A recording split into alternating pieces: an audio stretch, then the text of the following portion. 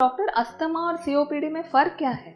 Asthma जो होता है, हमारा पहले एक बात समझ लेते हैं कि जो फेफड़े होते हैं हमारे, वो छोटी छोटी ट्यूब्स अंदर से गुजरती है जो हमारी सांस में ऑक्सीजन ले जाती है और कार्बन डाइऑक्साइड बाहर निकालती है। मतलब हवा की आवाजाही चलती है, जिसको प्राणवायु कहते हैं। अभी जैसे कि सांस छूटी, जैसे अस्थमा का अटैक होता है। अस्थमा का अटैक मतलब क्या? जिस पदार्थ से आपको एलर्जी है उसका आपकी श्वसन नलिका में आना, आपके बॉडी का उसके सामने एंटीबॉडी बनाना, एंटीजन एंटीबॉडी दोनों का मिलना, और इन्फ्लेमेटरी रिएक्शन होता है। कहाँ?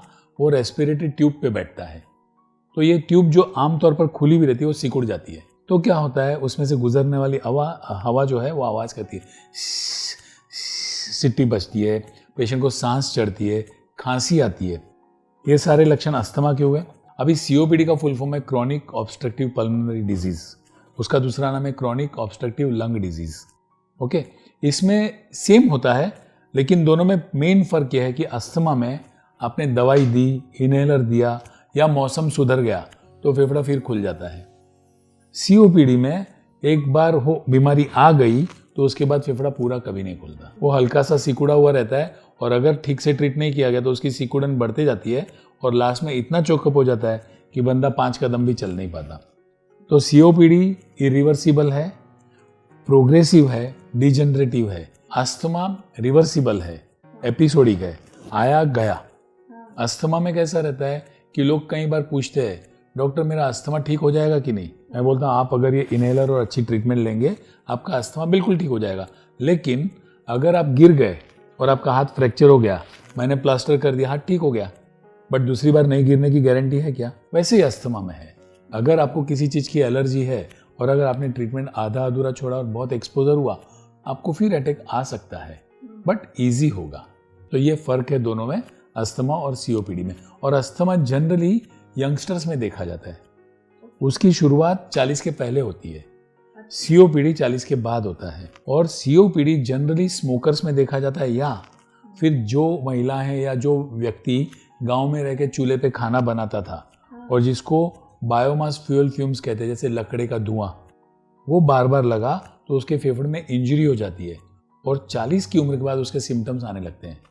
चलने पे सांस चढ़ना, बार बार खांसी हो जाना, बार बार चेस्ट इन्फेक्शन हो जाना, और कई बार इन सब बीमारियों को लोग हार्ट का प्रॉब्लम समझ लेते हैं।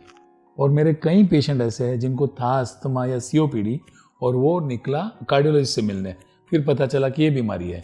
एंजियोप्लास्टी तक करके आया, कोई फर्क नहीं पड़ा, फिर जब इनहेलर दिया तो पेशेंट सेटल हो गया। तो ये फर्क है। तो डॉक्टर, अस्थमा और सीओपीडी को लेकर समाज में कौन कौन सी गलतफहमियां हैं? हमारे समाज में अस्थमा को टाबू माना जाता है। अच्छा। और पेशेंट बहुत डिफिकल्टी के साथ ये डायग्नोसिस एक्सेप्ट करते हैं। और हमारी बदनसीबी ये है कि मेडिकल फ्रेटर्निटी भी पूरी एजुकेटेड नहीं है इसके बारे में।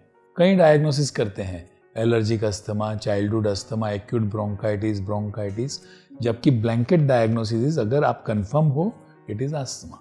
डायग्नोसिस प्रॉपर करने से फायदा ही होता है कि इलाज ठीक हो जाता है।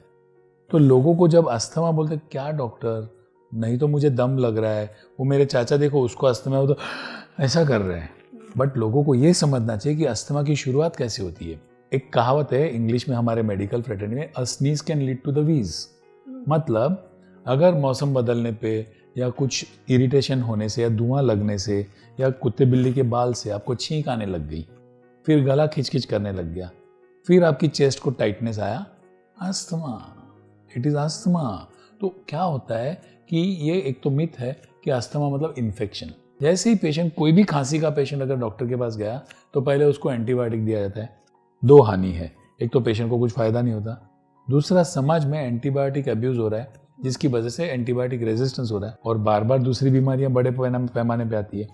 तो ये बड़ी गलतफहमी है। दूसरा, सीओपीडी को आमतौर पर डॉक्टर हार्ट डिजीज समझ बैठते हैं। पूरा कार्डियक वर्कअप हो जाता है, हार्ट रिलेटेड वर्कअप हो जाता है, फेफड़े को कोई देखता ही नहीं है। जब लंग फंक्शन टेस्ट किया जाता है विथ गैस एक्सचेंज स्टडी, तब पता चलता है कि ये तो सीओपीडी है। और व्यवस्थित उपचार करने पे वो दोनों कंट्रोल में आ जाता है। अस्थमा रिवर्सिबल हो जाता है, सीओपीडी कंट्रोल में रहता है।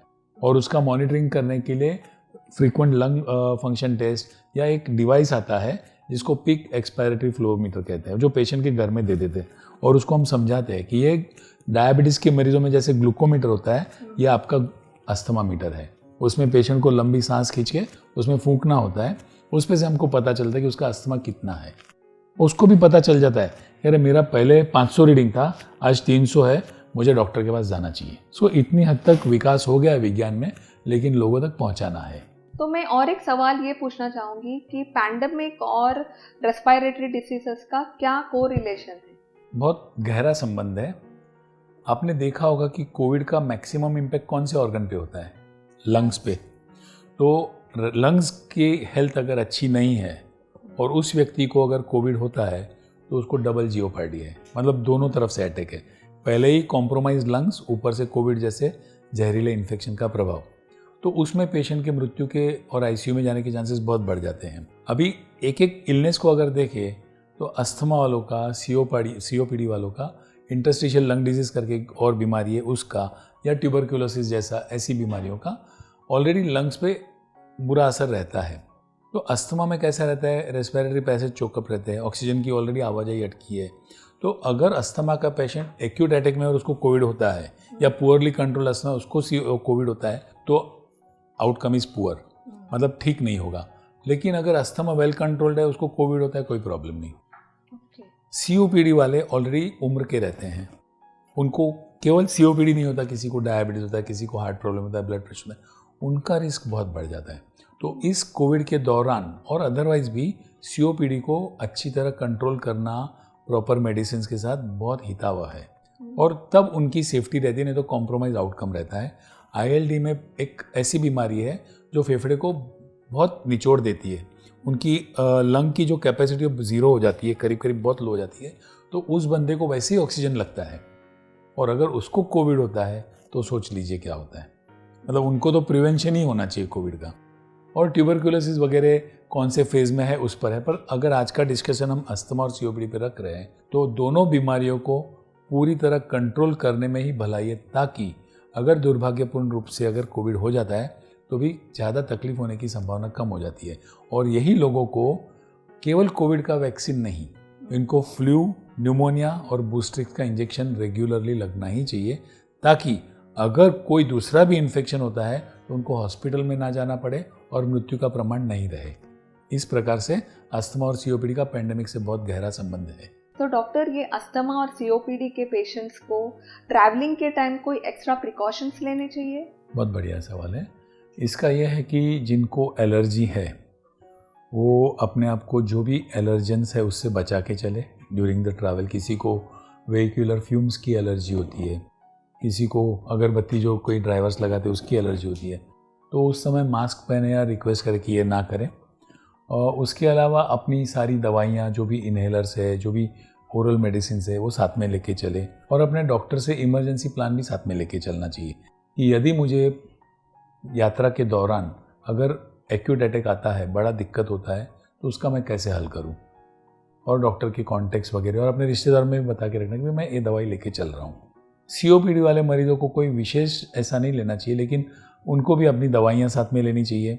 अपने डॉक्टर से पूछ लेना चाहिए कि मुझे अगर इन्फेक्शन का अटैक आता है तो क्या करूं। एक बात समझ लेनी चाहिए कि अस्थमा वो एलर्जिक डिजीज़ है, सीओपीडी इन्फेक्टिव डिजीज़ है। तो अस्थमा का उपचार एंटी एलर्जन से होता है, सीओपीडी का उपचार एंटीबायोटिक से होता है। तो उस प्रकार के अपने अपने प्रिस्क्रिप्शन साथ में लेके चलना चाहिए, और हो सके उतना मास्क का प्रयोग करें। जो कोविड ने एक अच्छी आदत डाल रही है उसको हम आगे चलाएं। तो इस प्रकार से अपने आप को सेफ रख सकते हैं वो लोग ट्रैवलिंग के दौरान भी।